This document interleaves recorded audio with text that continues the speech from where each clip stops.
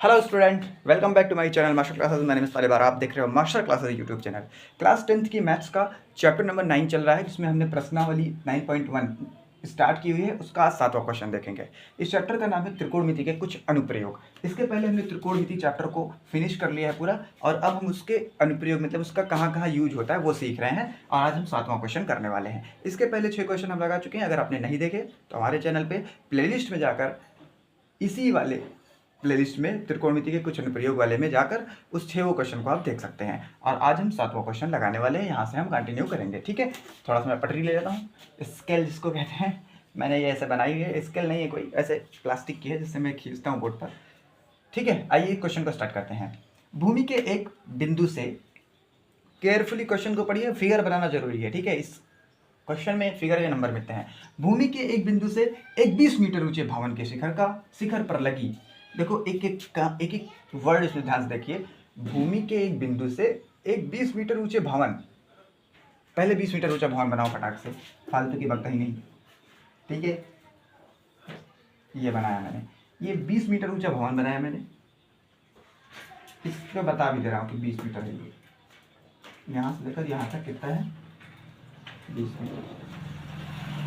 20 metre ऊंचा भवन है।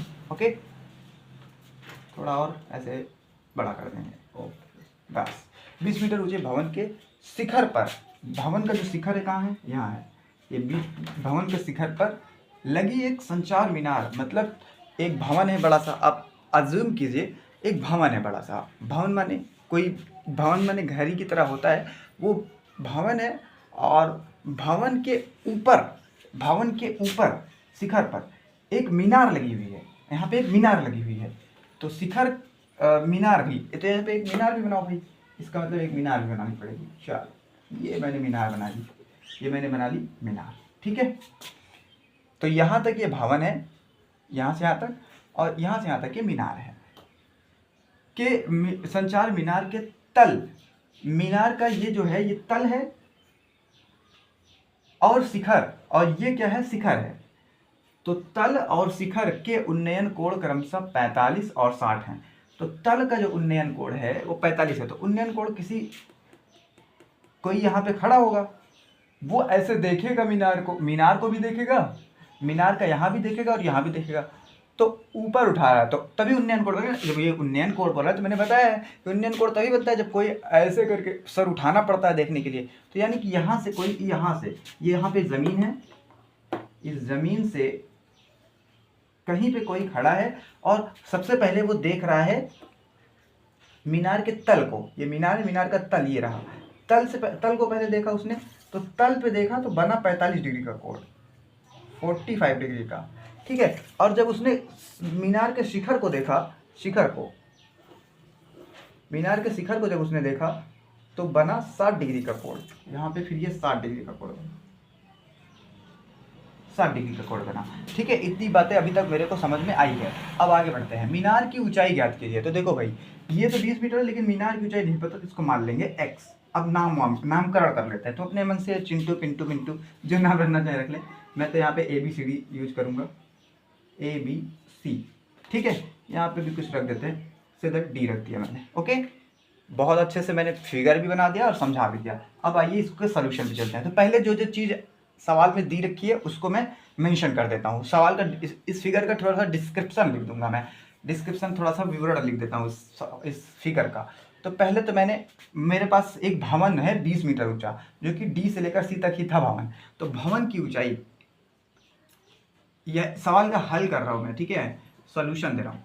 भवन की ऊंचाई, जो चीज़ पहले दी है उसको नोट डाउन कर देते हैं।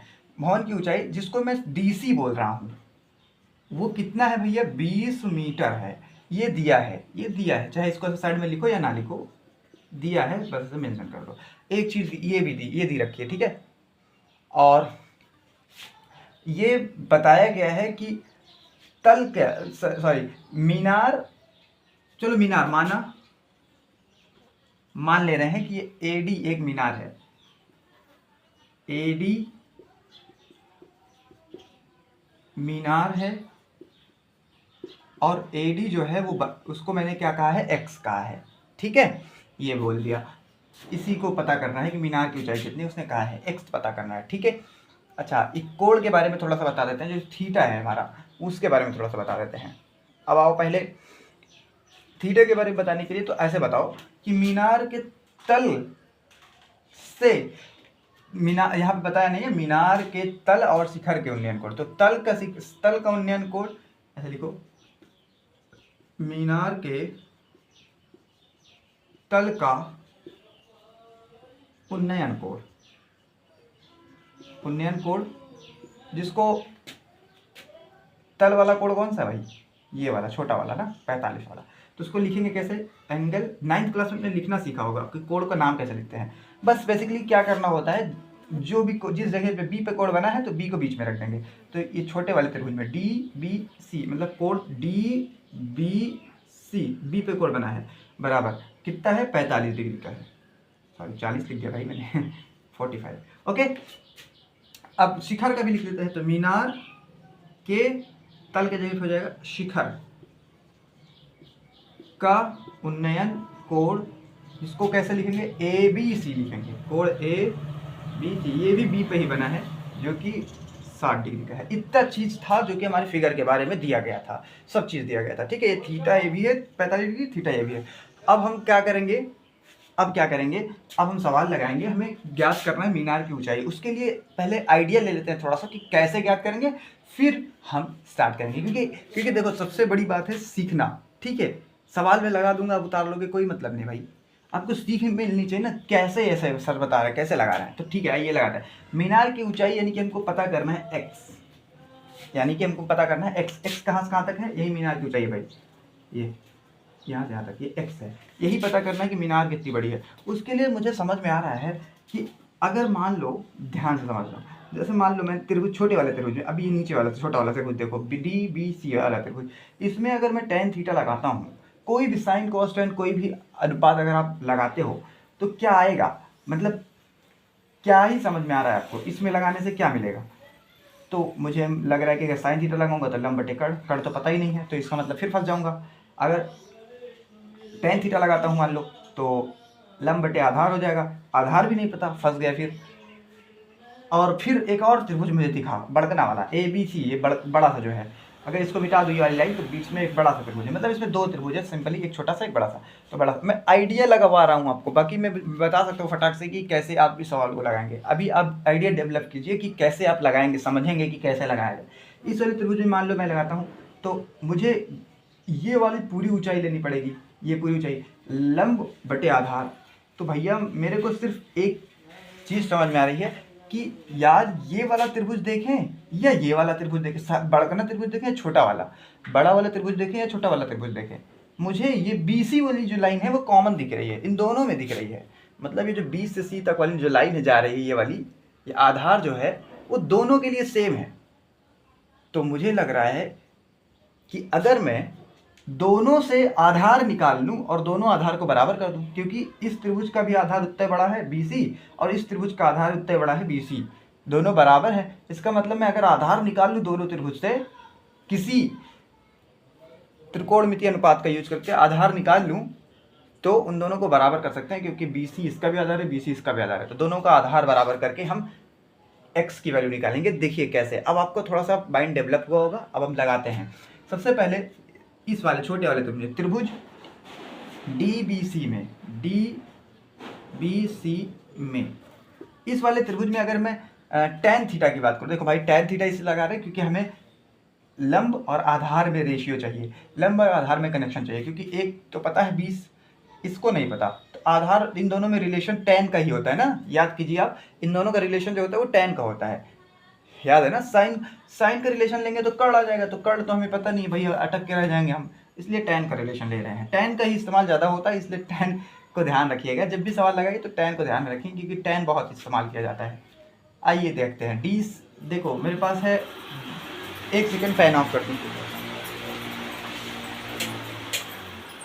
Okay okay okay okay, DC बराबर, सॉरी DC बटा BC, ये क्या है, लंब है थीटा के सामने, तो लंब बटे आधार। ये सब आपको आ गया होगा, इतना मुझे जोर देने की जरूरत नहीं, लेकिन फिर भी जोर दे रहा हूँ क्योंकि जिसने जो वीडियो में पहली बार आया भाई, मैं कहूँगा उसको पहली वीडियो से देखना चाहिए। लेकिन यहाँ पे देख रहे हो तो कोशिश करो, समझ में आ जाएगा, क्योंकि वही सवाल सारे होते हैं, कुछ इसमें ज़्यादा कुछ कठिन सवाल नहीं है। तो डी बी ये लंब है बटे आधार। लंब बटे आधार जो होता है वो tan का फॉर्मूला होता है।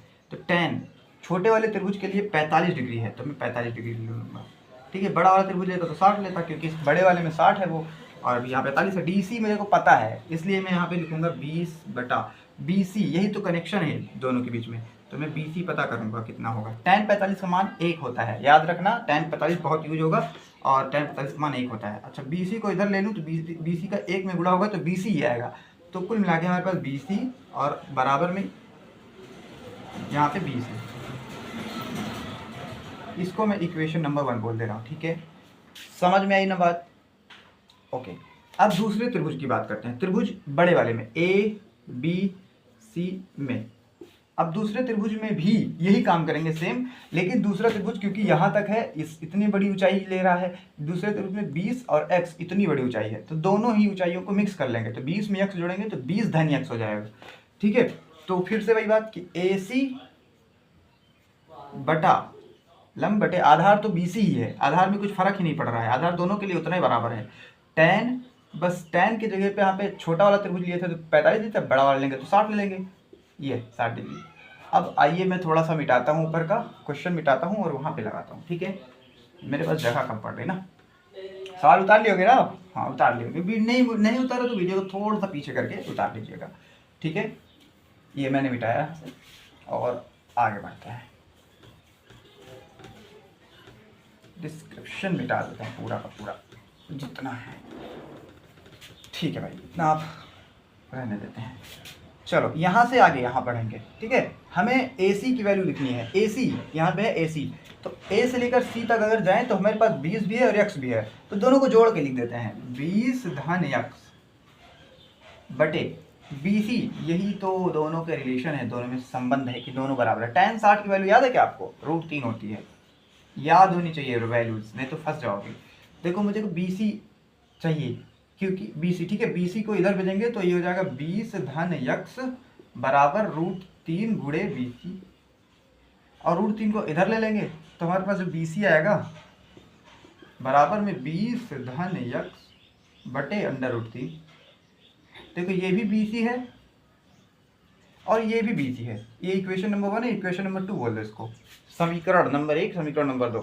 देखो BC ये भी है, BC ये भी है, यही BC 20 धन x बटे √3 और यही BC 20 के बराबर है, मतलब BC BC बराबर है, ये दोनों बराबर है BC BC, इसका मतलब ये दोनों भी तो बराबर होंगे, क्योंकि देखो भाई ये BC ये BC दोनों बराबर है, तो इसके बराबर में जो है वो वाला उसके बराबर में जो है उसके बराबर होना ही चाहिए।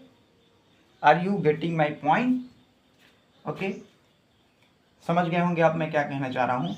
तो मैं काम करता हूँ, यहाँ से मिटाता हूँ, मुझे समीकरण 1 और 2 का काम है, इतना रहने देंगे। ठीक है, देखो भाई ये BC 20 के बराबर है, ये BC इतने का बराबर है, BC और BC सेम सेम दोनों तरफ बराबर है, तो इसका मतलब इस तरफ वाली चीज़ें भी बराबर होनी चाहिए। तो हम क्या करेंगे, समीकरण 1 और 2 से ऐसे लिखेंगे, समीकरण 1 व 2 से, समीकरण 1 और 2 से BC और BC बराबर है, इसलिए मैं BC की वैल्यू यहाँ से 20 धन x लिखूंगा बटे में √3, ये वाली इस वाले के उस तरफ वाले के बराबर होगी। ठीक है, बात समझ में आई? अब मिटा देते हैं, पूरा समझ में आ गया होगा आपको। नहीं समझ में आया तो वीडियो को पीछे करके नोट कर लेना। ठीक है, अब आओ इसको, इसी को सॉल्व कर दो भाई। हमको क्या चाहिए था, अब इसको ध्यान से देखो, इसमें क्या है, मुझे क्या चाहिए था, मुझे तो मीनार की ऊंचाई चाहिए जो कि x है, मैंने मान रखा है कि मीनार की ऊंचाई x है, मैं यहाँ से x की वैल्यू जो निकालूंगा वही तो मीनार की ऊंचाई हो जाएगी। देखो मुझे मीनार की ऊंचाई को इंक्लूड करने की कोई ज़रूरत ही नहीं पड़ी, अपने आप ही आ गई। ठीक है, थोड़ा सा मैंने सिर्फ यही tan थीटा का इस्तेमाल किया था, तो दोनों लंबाइयों को मिक्स किए थे, उसी में ही हमारे x की वैल्यू आई थी, और यहाँ से x की वैल्यू आसानी से निकाल सकते हैं। ये एक चर वाला रैखिक समीकरण बन गया है। तो मैं पहले √3 को उधर भेजूंगा, तो यहाँ पे 20 धन x है, उधर √3 भेजूंगा तो गुणा हो जाएगा, तो 20 में गुणा हो जाएगा तो √3 ऐसे आ जाएगा। मुझे तो x की वैल्यू चाहिए यहाँ पे, तो 20 √3 यहाँ पहले से है, 20 को उधर भेजेंगे तो यहाँ माइनस का 20 आ जाएगा, ये वाला 20 ना। अभी मेरे को बस आ गई है वैल्यू x बराबर, देखो 20 और 20 दोनों में है, कॉमन ले लो। तो यहाँ पे केवल √3 बचेगा, माइनस यहाँ पे 20 निकल गया तो 1 बचा। बस यही तो चाहिए था। मीनार की ऊंचाई क्या है? x है। यहाँ पे लिख देना आप, अतः मीनार की ऊंचाई जो लिख देते हैं, अतः मीनार की ऊंचाई बराबर 20√3 माइनस 1 मीटर होगी या है। ठीक है, आंसर हो गया इतना। आप इसका स्क्रीनशॉट लीजिए जल्दी से, समझ में आ गया होगा आपको, बिल्कुल भी दिक्कत नहीं हो रहेगी।